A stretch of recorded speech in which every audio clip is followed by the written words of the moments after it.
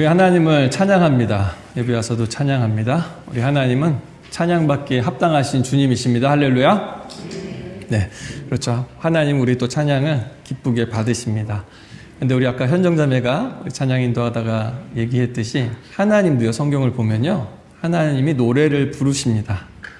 우리 하나님은 노래하시는 하나님이세요. 네. 이사야 5장에 보니까요, 내가 사랑하는 자를 위하여 노래하되 내가 사랑하는 자의 포도원을 노래하리라. 내가 사랑하는 자에게.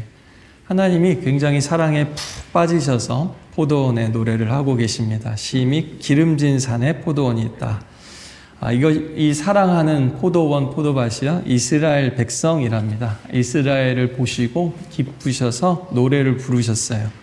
또 2절에 보니까 땅을 파서 돌을 제하고 극상품, 지금을 치면은 최고 좋은 최상품 명품 포도를 심었도다. 그 중에 망대를 세우고 술틀을 팠다.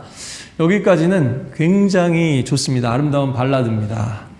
그런데 갑자기 2절 하반부부터요, 갑자기 이게 마이너로 어둡게 갑니다. 좋은 포도 맺기를 바랬더니 들포도를 맺었도다. 예루살렘 주민과 유다 사람들아 구하오니 이제 나와 내 포도원 사이에서 사리를 판단하라. 우리 사이에 누가 옳은가 따져보자, 그 얘기입니다. 내가 포도원을 위하여 행한 것 외에 무엇을 더 할 것이 있으랴. 내가 좋은 포도 맺기를 기다렸거늘. 하나님이 계속 기다리셨답니다. 근데 기다리다가 하나님이 억장이 무너지신대요. 기대가 크셨던 만큼 실망도 크셔서 네가 옳은가 내가 옳은가 한번 판단을 해보자 라고 말씀하십니다. 예레미야서에도 동일한 말씀이 있습니다. 내가 순전한 참 종자 심었는데 이방에 이상한, 그러니까 우상 숭배를 했다는 얘기죠. 악한 가지가 되면 어쩌미냐 하면서 하나님이 한탄을 하십니다. 우리 믿는 사람은 세상의 소금이라고 말씀하셨습니다. 소금이 맛을 잃으면 어떻게 된다고요? 세상에서 어떻게 된다고요? 네, 밟힌다라고 말씀하셨습니다. 소금이 맛을 잃으면. 기대하시고 기다리시고 기회를 주신 하나님께서 그렇게 정성스럽게 가꾸신 포도원의 울타리를 걷어버리고 헐어버리시고 짓밟히게 할 것이다 라는 무서운 말씀을 하세요. 7절에 보니까 무릇 만군의 여호와의 포도원은 이스라엘 족속이고 그가 기뻐하시는 나무는 유다 사람이라. 그에게 정의를 바랬는데 도리어 포악이요 공의를 바라셨는데 부르짖음이다. 그러니까 하나님이 원하시는 것은요, 하나님 뜻대로 사는 거였습니다. 그걸 정의라고 하죠. 하나님과 또 이웃들과 바른 관계를 맺는 겁니다. 하나님의 뜻이 이스라엘 공동체 가운데 이루어지는 것이죠. 또 형제와 자매뿐만 아니라 나그네와 과부들도 돌아보는 것, 그게 하나님이 바라시는 거였습니다. 그러나 그들이 맺은 것은 부패와 폭력과 억울한 사람들의 부르짖음이었습니다. 지금 우리가 살아가는 세상도 사실 다르지 않지 않나요? 참 선하고 정의롭게 살려는 사람들도 많이 있지만 뉴스를 보면 참 이런 폭력과 거짓과 참 슬프고 억울한 일이 너무나 많지 않습니까? 여러분, 성경을 보면요, 구약의 이스라엘이 망했습니다. 하나님의 백성이 망하다니요? 사실입니다. 구약의 백성이 믿음이 없어서 망한 게 아니라고 합니다. 하나님의 이름이 없어서 망한 게 아니라고 합니다. 성전이 없어서 예배를 안 드려서 율법을 암송하지 않아서 망한 게 아니다라고 말합니다. 그 이유를 말씀하시는데 그 모든 것을 다 했는데 예배도 드리고 자비도 구제도 하는 것 같고 선한 일을 하는 것 같았지만 진짜 하나님이 원하시는 뜻과 길은 버렸다라고 말씀합니다. 이것이 무섭습니다, 여러분. 차라리 예수님을 모르면요, 어느 순간 은혜를 받고 차근차근 시작하면요, 오히려 잘 자라고 열매를 맺을 수도 있습니다. 하지만 교회에 늘 있는 것 같고 많은 일을 하는 것 같은데 하나님의 마음과 뜻에 대해서 명확하지가 않다, 잘 모르겠다, 그러면 상당히 위험해질 수 있습니다. 혹시 그런 분이 계시다면 오늘 긴장감을 가지시고 이 말씀을 함께 들었으면 좋겠습니다. 우리가 부르는 노래는 사실 교회에서도 다 예쁜 찬양 하잖아요. 그렇죠? 예쁜 찬양입니다. 아름다운 찬양이고 감사와 기쁨과 때로는 애절에도 우리의 그 소원을 담은, 하나님을 갈망하는 기도를 담은 아름다운 찬양이잖아요. 근데 더 중요한 게 무엇입니까? 우리가 하나님께 그렇게 아름다운 노래를 불러드리는 것 이상으로 중요한 게 있는데요. 하나님이 우리를 보시면서 똑같이 기쁨의 노래를 부르시는 겁니다. 그러나 안타깝게도 성경을 보면 하나님은 우리를 보면서 너무 안타깝게 슬퍼하시면서 노래를 부를 때가 너무나 많다는 겁니다. 선지서에 보면요. 그런 노래들이 너무너무 많습니다. 하나님은 노래를 부르시는 하나님이실 뿐만 아니라 그렇게 안타까울 때 자꾸 메시지를 보내시고 메신저를 보내시는 하나님이십니다. 따라해 보실까요? 하나님은 부지런히 보내시는 하나님이십니다. 포도원 주인이 보니까 열매를 거둘 때가 돼서 자기 종들을 농부들에게 보냈습니다. 그런데 잘 대하기는커녕 종들을 잡아서 하나는 때리고 하나는 죽이고 하나는 돌로 쳤답니다. 그러니까 주인이 분노하고 가만 안 둘 것 같은데 또 열매를 달라고 더 많은 종을 보냅니다. 그리고 그랬더니 또 때리고 죽이고 돌로 칩니다. 그러면 가만히 있을 것 같지 않잖아요. 더 많은 군대를 동원해서 어떻게 할 것 같은데 이상합니다. 이 주인이 도저히 안 되겠다 싶은데 자기 아들을 보냅니다. 그 땅의 상속자죠. 아들만은 존대할 줄 알았다는 거예요. 그러면서 보냈습니다. 그랬더니 그들이 어떻게 합니까? 아들을 죽이고 땅을 차지하자 이렇게 나옵니다. 심지어 포도원 안에서 죽이면 부정해지니까 포도원 밖으로 쫓아내서 죽이자 그리고 죽였답니다. 하나님은 이렇게 자신의 종들을 그리고 자신의 아들 우리 예수님을 보내셔서 메시지를 계속 말씀을 계속 보내시는 하나님이십니다. 예레미야에도 하나님께서 너희에게 선지자를 끊임없이 보냈다. 그런데 너희가 순종하지 않았다. 듣지 않았다. 귀를 기울이지 않았다라고 한탄하십니다. 기회를 주고 또 주고 그들이 듣고 이해할 수 있고 깨달을 때까지 하는 것. 그게 부모의 마음이고 우리 하나님의 마음이라고 말씀하십니다. 그랬는데도 역사를 보니까 그들이 관심도 없고 듣지도 않고 오히려 반역하고 대적하자 이스라엘이 결국 최후를 맞이하게 되었다는 겁니다. 여러분 우리도 믿음 생활하다 보면 그럴 때가 있잖아요. 저도 상담하면요. 저 하나님도 너무 알고 싶은데 하나님이 응답을 안 하세요. 막 이런단 말이죠. 또 지금 이 길 저기 이거야 라고 말씀해 주시면 너무 좋겠는데 뭔가 명확하게 말씀하지 않는 것 같을 때가 참 많죠. 그러나 오늘 말씀을 보면요. 거꾸로 하나님께서 그럴 때 먼저 이 말씀을 생각하면서 스스로 질문을 해보세요. 하나님께서 이렇게 말씀하실 수 있다는 겁니다. 너 정말 내 얘기를 듣고 있니? 그때만이 아니라 지금도 동일하게 내가 얼마나 많은 말씀을 보내고 메시지를 보내고 하나님의 사람들을 보내는지 아니? 그리고 최후의 메신저인 사실 내 아들을 보내지 않았니? 또 지금도 성령을 통해서 말하고 있지 않니? 하나님께서는 예수님을 2000년 전에 이미 보내주셨고요. 그 뒤로 교회를 세우셨고요. 교회를 통해서 하나님 말씀을 전해주셨고 사도들을 통해서 초대 교부들을 통해서 또 목회자들을 통해서 선교사들을 통해서 그 복음을 우리가 받아서 이 자리에 있습니다. 그 말씀을 받았기 때문이죠. 우리가 하나님이 말씀하시지 않는다라고 생각하지만 하나님은 더 궁금하실 때가 많아요. 우리가 이런 하나님의 말씀에 뭐라고 대답할지 말이죠. 누가복음 16장에는 충격적인 비유가 있습니다. 부자가 있고 거기 나사로가 있습니다. 나사로가 먹을 게 없어가지고 문 앞에서 죽어가는데도 부자가 별로 관심이 없었어요.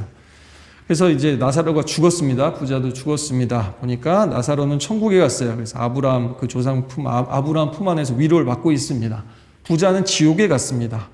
부자가 지옥불 가운데서 너무 괴로운 거예요. 그러면서 물 한 방울만 이렇게 나사로한테 찍어서 나 혀 좀 시원하게 해달라고. 여기는 사이가 갈 수가 없는 곳이야. 이렇게 얘기하니까 너무 괴로워하면서 내 형제 5이 있는데 아직 기회가 있으니까 아직 죽지 않았으니까 그 형제한테 좀 누굴 보내줘서 나사로라도 보내서 그들이라도 지옥에 오지 않게 해주세요. 이럽니다. 그랬더니 아브라함이 대답합니다. 그들에게 모세와 선지자들이 있으니 그들에게 들으면 된다. 굳이 나사로를 보낼 필요가 없다. 이렇게 얘기를 해요. 그때 부자가 그렇지 않습니다. 만약에 죽은 자 가운데서 누가 부활해서 그들에게 가서 말하면 듣지 않겠습니까? 누군가 죽었다 깨어나서 전하면 달라지지 않을까요? 이렇게 막 부탁을 하죠. 그랬더니 아니다라는 거예요. 왜냐하면 똑같이 하나님이 보낸 사람이고 똑같은 하나님의 말씀이기 때문이다. 기회를 한두 번 준 것이 아니다. 부지런히 말씀하셨고 지금도 말씀하고 계시는데 들을 귀 있는 자는 들을지어다. 들을 마음만 있으면 듣게 되어 있다라는 게 하나님 말씀입니다. 진짜 하나님께 관심만 있다면요. 기적을 봤다고 누가 부활해서 간다고 해서 메시지를 듣는 게 전혀 아니라는 겁니다. 그게 우리 생각이랑 많이 다르죠. 우리는 뭔가 확실한 거, 뭔가 신기한 거 보면 믿으리라고 생각하는데 사실 그렇지 않다라는 겁니다. 하나님이 오늘도 이렇게 말씀하실 수 있는 거예요. 오늘 설교 졸리냐? 오늘 설교 지루하냐? 근데 이 딱딱한 설교 안 들으면 예수님이 지금 여기 마이크 잡고 얘기해도 너네들 안 들어. 이런 식으로 얘기하실 수 있다라는 겁니다. 여기서 눈에 보이는 사람이 이렇게 잘 들리는 음향을 가지고 그렇죠? 얘기하는데도 관심이 없고 집중 못하고 안 듣는다면 그럴 수 있다는 겁니다. 물론 설교자로서요. 제가 자괴감을 느낄 때가 있습니다. 내가 좀 더 이렇게 스피치를 잘하고 좀 집중도 잘 시키고 이게 뭔가 그런 이 성령의 뜨거운 감동으로 이게 회중들한테 그 감동을 주는 목사면 좋을 텐데 왜 그럴까? 자괴감에 빠질 수 있습니다. 설교자가. 근데요. 그거는 제 생각이지 오늘 말씀 보면 하나님 생각은 아닙니다. 저도 그렇게 생각 안 하려고 노력해요. 그런 생각이 들 때마다. 그러니까 이 시간 이렇게 말씀을 또 전할 수 있는 겁니다. 여러분, 하나님의 말씀이 그 내용이라면 제가 아니라 누가 전하든지 전하는 방식이 어떠하든지 여러분이 잘 받고 받아들이셔야 합니다. 아시겠죠? 그것이 믿음이고 하나님에 대한 관심이라고 말씀하십니다. 설교 말씀만이 아니라 하나님은 교회를 통해서 말씀하시고요. 성도들을 통해서 말씀하시고요. 때로는 믿지 않는 사람들을 통해서도 말씀하십니다. 지난주에도 한 분이 고백하셨어요. 연락이 오셨는데 마치 그게 주님의 음성 같았다. 어떨 땐 카톡 하나 받았는데 그게 예수님이 나를 아시는 거 하면서 막 눈물 흘린 적 없으세요? 와, 어떻게 이렇게 떨어져 있는데 알지? 이거는 하나님이 뭔가 연결해 주신 것이다. 그런 생각이 들잖아요. 여러분, 근데 조심해야 됩니다. 오늘날도 수많은 메시지가 오죠. 이메일이든지 문자든지, 그렇죠? 근데 거기 스팸도 있고 스캠도 있잖아요, 요즘에는. 그러니까 주의하셔야 됩니다. 믿음 생활할 때도요, 이상한 거 많이 옵니다. 이단도 있고 별의별 게 다 와요. 까똑 하잖아요. 부지런히 하나님은 보내신다는 거예요. 여러분, 까똑뿐만 아니라 주톡 이러면서 오시는 주님의 음성을 잘 들으실 수 있기를 바랍니다. 한번 해보실까요? 주톡 해보실까요? 네, 주님의 톡이 옵니다. 자, 다음으로는 땅을 주시고 열매를 원하시는 하나님입니다. 오늘 본문이 땅을 주시는 하나님, 땅을 맡기시고 그 다음에 우리한테 열매를 원하신다는 거예요. 주인이 보낸 종들을, 아들을 또 이렇게 대하고 죽이는 농부들이, 사실 이 본문 비유 자체가 좀 말이 안 되지 않습니까? 이런 사람들이 도대체 어디 있어? 이런 생각이 듭니다, 사실. 그렇죠? 예수님 이야기라고요. 그게 세상 사람들 이야기라고요. 예수님이 이 세상에 오셨을 때 사람들이 어떻게 했는지 이야기라고요. 납득이 되지 않아요. 그래서 좀 더 자세히 좀 우리가 살펴볼 필요가 있습니다. 두 가지 측면을 살펴볼 필요가 있는데요. 오늘 열매라는 말이 반복되고 있습니다. 추수의 시간은 열매를 보여주는 시간이고 또 열매를 걷어가는 시간이죠. 지금 이 주인이 원하는 거는요, 분명히 하셔야 됩니다. 땅이 아니에요. 지금 이 주인은 땅을 내놔라 이렇게 지금 안 하고 있어요. 그래도 시원치 않은 상황인데요, 사실. 첫 번째 종을 보냈는데도 열매 안 내놓고 그러니까 다 뺏어버려도 시원치 않은데 이 주인은 끝까지 안 그래요. 계속 땅이 아니라 땅은 냅두고 열매만 계속 달라고 막 이런단 말이죠. 여러분, 이게 다른 거예요. 세상 사람들은요, 땅 따먹기 하듯이 삽니다. 더 많은 땅을 가지려고, 더 많이 소유하려고, 그게 아파트가 됐던 차가 됐던 그러려고 삽니다. 그럼 믿음의 사람은 그렇지 않다라는 거죠. 그리스도인들은 소유의 사람이 아니라 접속의 사람입니다. 우리가 소유물이 있지만 하나님한테 접속됐기 때문에 하나님 주시는 거 받아 사는 겁니다. 그게 접속의 사람이라는 거예요.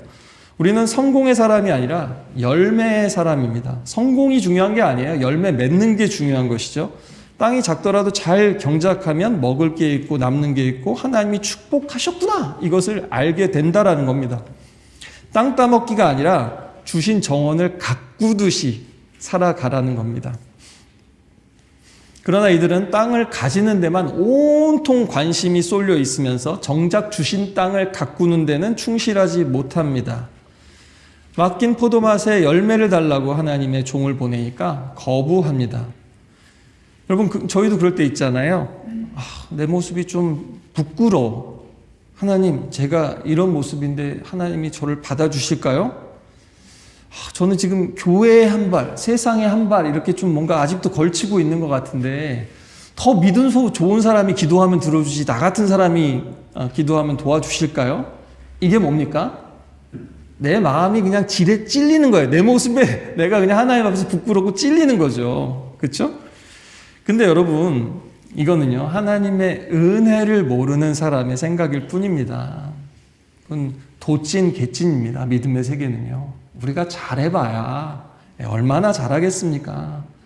또 우리가 부족할수록 하나님, 저 하나님 없으면 안 됩니다. 이러면서 하나님을 하나님께 엉겨 붙어야 되는 거죠.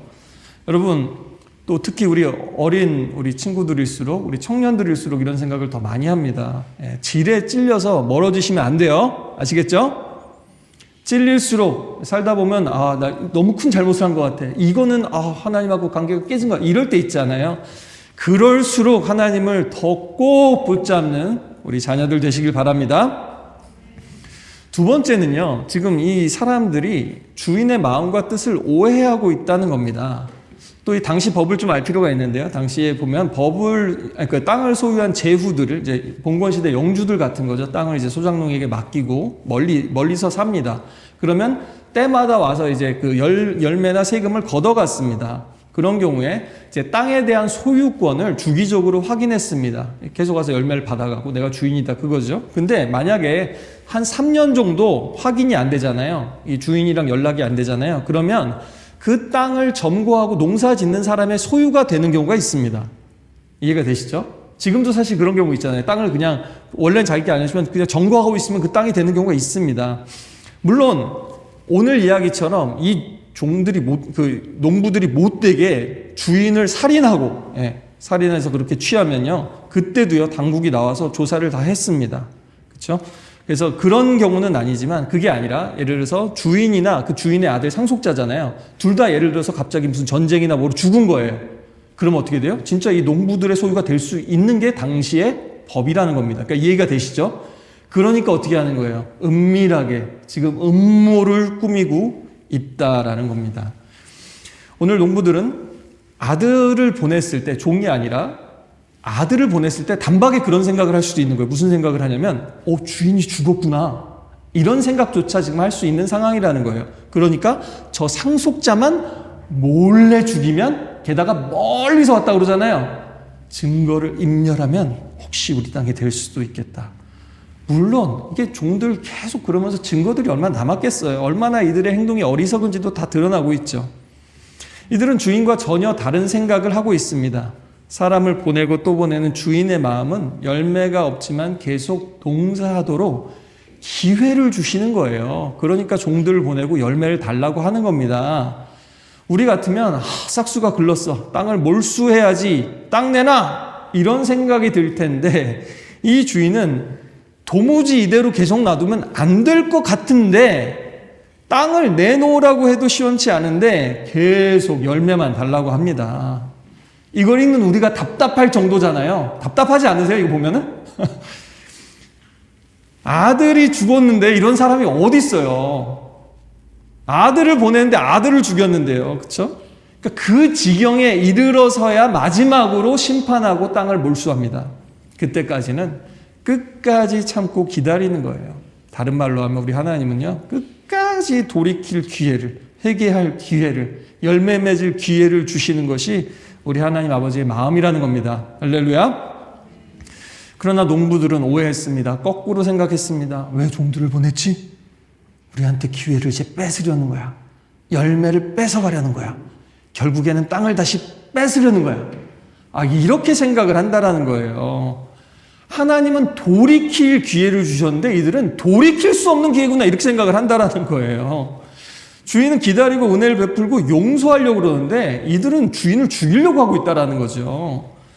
여러분, 이게요, 우리도 그럴 수 있다라는 겁니다. 하나님은 어떻게 해서든지 우리에게 주기를 원하시고 기회 주시고 기다려 주시는데 하나님은 내가 원하는 거 하지 못, 예수 너무 믿으면, 예수 위에 미치면 안 돼. 너무 열정적으로 믿으면 교회에 돈, 시간, 체력 다 뺏겨. 고갈돼 버려. 이런 느낌이 들 때 있잖아요. 그렇죠? 사실 그럴 때 있죠. 그러나 그럼에도 여러분이 이 자리에 있는 이유가 무엇입니까? 그것 이상의, 그것을 뛰어넘는 힘과 지혜와 능력과 위로와 사랑을 주시기 때문이 아닙니까? 하나님이 가스라이팅 하셔서 이 자리에 있는 거 아니잖아요. 그렇죠? 맞죠? 예. 잘 생각해 보세요. 오늘 비유가 그것을 분명히 하라는 거예요. 그래서 내 마음이 뭔가 쫄리고 그런 마음이 들 때가 있습니다. 헌신하다가도 번아웃이 오잖아요. 그렇죠? 근데 그럴 때 이런 말씀을 잘 기억하라는 거죠. 하나님은 땅이 아니라 열매만을 바라신 거예요. 에덴 동산부터 지금까지 계속 그렇습니다. 여러분, 그 부활의 김태원 씨가 이런 말을 한 적이 있어요. C코드가 네 거야? 들어보셨어요? 예. 코드는 누구나 작곡할 때 다 쓸 수 있다는 겁니다. 뭐 도미소리든 레파라든 그 화음 그 있잖아요. 코드가 있는데 작곡을 하는 사람은 있어도요, 음계나 화성을 만들 수 있는 사람은 없습니다. 그렇지 않나요? 우리는 자연계에 존재하는 그것을 발견했을 뿐입니다. 신기해. 생각할수록 신기해. 그렇지 않나요? 여러분, 이 자연계에요, 음이 있어요. 파동이 있고 주파수가 있다고요. 이 자연계 속에요, 이미 도, 레, 미, 파, 솔, 라, 시도가 있다고요. 그렇지 않나요? 여기 보면요, 어울리는 소리가 있어요. 어울리는 화음이 있고요. 어울리지 않는 소리가 있어요. 자연계에 있어요. 사도 바울의 말대로 자연과 양심의 소리만 우리가 잘 들여다봐도 하나님을 발견할 수 있습니다. 그러나 중요한 게 뭐냐면요, 하나님은 음을 만드셨어요. 화음도 만드셨어요. 음계도 만드셨어요. 뭐 도레미파 솔라 도레미파 실라 뭐 하면서 다 만드셨어요. 그거를 세팅해 놓으셨다고요. 그러면서 자, 이제 비낙보를 주시면서 자, 니네가 이제 네 인생을 작곡해 봐라. 그리고 니네들 연주해 봐라. 이렇게 말씀하시는 하나님이시라는 거예요. 그게 뭐예요? 포도원을 맡기시고 열매를 기대하시는 하나님의 모습입니다. 하나님이 주신 도구를 가지고, 음악을 가지고, 소리를 가지고, 멜로디를 가지고 여러분의 인생을 아름다운 음악으로 만들어 가시기를 축복합니다. 그것이 진정한 찬양입니다. 우리의 인생에 굴곡이 있잖아요. 낮은 음, 높은 음, 또 막 빨리, 막 빠른 템포로 갈 때가 있고, 어떨 때는 완전히 느리게 갈 때가 있지 않습니까? 그 인생으로 또 화음을 얹어야 될 때가 있고 솔로를 해야 될 때가 있고, 인생도 마찬가지입니다. 그렇죠? 근데 그 인생으로 멜로디를 쓰는 사람이 진짜 최고의 찬양팀입니다. 할렐루야. 네. 우리 하나님은요, 이런 분이신데 이들이 주인의 참뜻을 알지 못했습니다. 여러분, 지적인 문제일 수 있어요. 몰랐으니까요. 그래서 성경을 우리가 하나님의 뜻을 잘 배워야 합니다. 하지만 사실 이들이 주인의 뜻을 완전히 모르는 것은 또 아닙니다. 이 농부들이 이스라엘 종교 지도자들이라고 말씀하시는데 누구보다 말씀을 잘 알았는데 참 뜻을 몰랐을 뿐입니다. 마치 그런 거예요. 대한민국이 일본이랑 A매치를 한다. 그때 애국가를 부르면 선수들이 비장하고 그 애국가를 같이 부르는 우리도 왠지 비장해져요. 그렇죠? 갑자기 그 애국가가 의미심장해지고 막 내가 대한민국 막 되게 사랑하는 것 같아. 막 그렇죠? 근데 학교나 뭐 옛날에 애국조 해보셨습니까? 학교나 뭐 그런 다른 데서 그냥 형식적으로 애국가를 부르면 뭐야 왜 이렇게 길어 막 이런 생각이 들지 않습니까? 그 가사에 누가 마음을 담아요? 그렇지 않죠. 똑같은 겁니다. 똑같이 애국가를 불러도 감동이 있을 수 있고 아무 생각이 없을 수 있는데, 하나님을 예배하거나 성경을 읽거나 우리가 교회를 섬기거나 다른 일을 섬기고 똑같다는 거예요. 어떨 때는 하나님의 사랑과 감동으로 의미가 있고 보람이 있어요. 또 어떨 때는 내가 뭐하고 있나, 나는 누구이고 여긴 어디인가 이러면서 막 계속 하고 있다라는 거죠. 오늘 예배에는 성령의 감흥이 있길 바랍니다. 이 말을 여러분, 말 중에 이 말을 좀 잘 생각해 보셨으면 좋겠어요. 왜 내 마음을 몰라줘? 왜 내 마음을 몰라줘? 네, 우리 가족끼리든 사랑하는 사이든 우리 일터에서든 많이 얘기하잖아요. 왜 내 마음을 몰라줘? 이 말은요, 무슨 뜻입니까? 만약에 네가 나에게 관심이 있고 내 말과 행동을 잘 지켜봤다면 너는 내 마음을 알 수 있어. 그런데 왜 듣지 않고 알아주지 않아? 이 말 아닙니까? 맞죠? 왜 내 마음을 몰라줘? 오늘 이 비유에는요, 하나님의 이런 안타까움과 답답함이 담겨 있습니다. 하나님이 이스라엘 사람들을 향해서, 우리를 향해서 왜 내 마음을 몰라주니? 이렇게 말씀하신다라는 거예요. 이것은 단지 그러니까 지적인 문제만이 아니라 의지의 문제입니다. 알아주는 것, 몰라주는 것은요, 마음의 문제고 의지의 문제입니다. 45절, 46절에 보면요, 증거가 있습니다. 대제사장과 바리새인들이 예수님의 비유를 분명히 알아들었습니다. 그런데 몰라주었어요. 가정에서도 교회에서도 세상 속에서도 이것이 문제일 때가 많습니다. 분명히 사랑하는데, 알 수 있는데, 안 알아주고 못 알아주는 게 문제죠. 사랑하지 않는 게 문제가 아닙니다. 여러분 사랑하시죠? 더 사랑하고 싶으시죠? 그런데 못 알아줄 때가 문제라는 겁니다. 여러분, 우리는 이런 하나님의 마음을, 하나님의 사랑을 알아들여야 합니다. 하나님의 사랑을, 하나님의 밀당을 배우셔야 돼요. 하나님의 그 오래 참으심과 기다림을. 하나님과 사귐을 가지는 사람은요, 연애도 잘합니다. 할렐루야. 결혼 생활도 행복합니다. 할렐루야. 가정도, 자녀들과의 관계도, 직장 생활도 갈수록 아름답게 변화됩니다. 할렐루야. 믿으십니까? 네. 사실 이들이요, 오늘 이 메시지가 누구를 겨냥하고 있는지 너무 잘 알았습니다. 그런데 문제는 뭐냐면, 이 무슨 말 하는지 알았어요. 예수님이 자기들을 겨냥해서 하는 걸 알았단 말이에요. 근데 이 예수님의 말씀을 회개의 기회로 삼아야 되는데, 이러다 우리 깨지는 거 아니야? 도발과 도전으로 받아들이니까 우리 깨지겠다 이러면서 자신들의 자리와 소유와 자신들의 그 명예와 그런 것들을 자기네들이 소중하게 여기는 것들에 대한 위협으로 받아들였다는 겁니다. 여러분, 너무 안타까운 게 무엇입니까? 말씀을 듣고 깨져야 사는 거예요. 말씀을 듣고 깨져야 사는 겁니다. 그렇지 않고 버티면 어떻게 되는지 아세요? 그렇지 않고 바람 부는 거 없이 그냥 고요하게 잘 살다 가면 어떻게 되는지 아세요? 마지막 날에 진짜 심판받습니다. 이게 무서운 거예요. 그러나 하나님의 생각과 마음을 알면요, 감동이 되면서 내 생각은 틀려. 하나님의 생각이 옳지. 하나님의 생각대로 따라가야지. 따라 살아야지. 하지만 이런 감동이 없으면 어떻게 돼요? 하나님 생각 진짜 고리타분하다. 내 생각이 인생 뭐 있어, 이렇게 살아야지. 이렇게 자꾸 가는 겁니다. 여러분, 하나님 믿는다라는 게요, 사실 굉장히 쉽지 않습니다. 여러분, 하나님을 믿는 것보다 나를 믿는 것이 훨씬 쉽습니다. 그렇지 않나요? 하나님을 믿는다고 하지만 사실 내 생각대로, 내 뜻대로 할 때가 너무 많잖아요. 문제는 예수님을 저는 안 믿어요. 예수님과 상관없어요 하면서 사는 사람들이 진짜 그렇게 사는 것 같죠? 근데 사실은 그게 불가능하다는 겁니다. 결국에는 포도원 주인의 생각처럼 이런 음성을 들을 날이 올 거예요. 예수 안 믿는 사람들도 너와 나 사이에 판단해보자. 너의 생각과 나의 생각 중에 누구 생각이 옳은지. 너의 삶을 한번 들여다보자. 정말 네가 네 말한 대로 살았는지, 사랑하며 살았는지. 여러분, 그 심판대 앞에서 우리가 무슨 말을 하겠습니까? 결판을 내보자고 하실 때 무슨 말을 하겠어요? 이런 상상을 한번 해보십시오. 만약에 지금 우리 교회에서 무작위로 5명을, 지금 한번 옆에 한번 보세요. 우리 가족 빼고 옆에 둘러보세요. 쫙 둘러보세요. 딱 보이는 사람 임의로 내 가족 말고 5명을 찍으세요. 아무나 마음에 드는 분 5분을 딱 머릿속에 새기세요. 아시겠죠? 자, 마음속에 5명 꼽으셨어요? 꼽으셨어요?